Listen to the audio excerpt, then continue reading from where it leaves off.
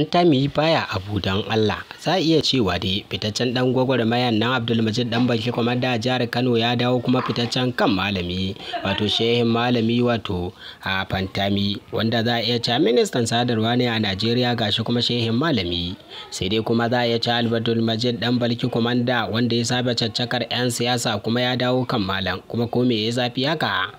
Assalamu alaikum wa rahmatullahi wa barakatuhu, yan uwa barkamu da warhaka, sannun mu da sake saduwa da ku ta cikin wani sabon bidiyo a wannan channel ta mai albarka. Idan yanzu kuka fara ziyartar mu, kada ku manta wajen danna alamar subscribe da kuma danna alamar ƙararrawa domin samun zafafan shirye-shiryen mu.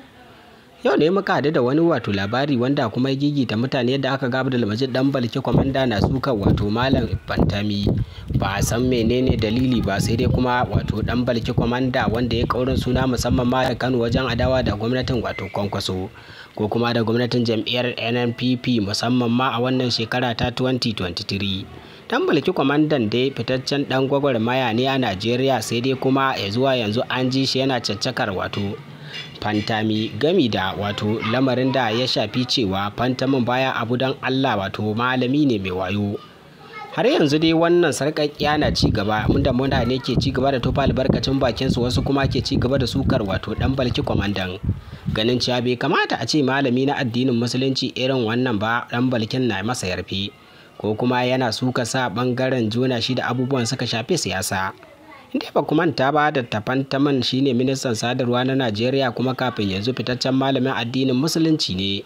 wanda ke gudanar da tafsirai da kuma faɗakarwa ta addinin musulunci. Sai dai an sha jin Fantami a lokacin waccan gwamnati ta Goodluck yana rusa kuka dangane da halin da ƙasar ke ciki,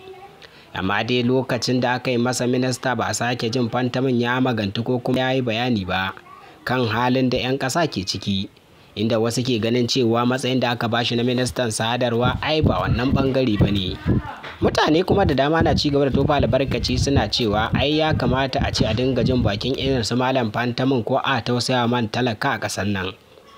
Wannan shine sharhin da muka yi dangane da labarai ko kuma maganganun wato Danbaki kwamanda da ya ce Fantamin baya abu don Allah, duk da dai bai warware abin da yake nufi ba.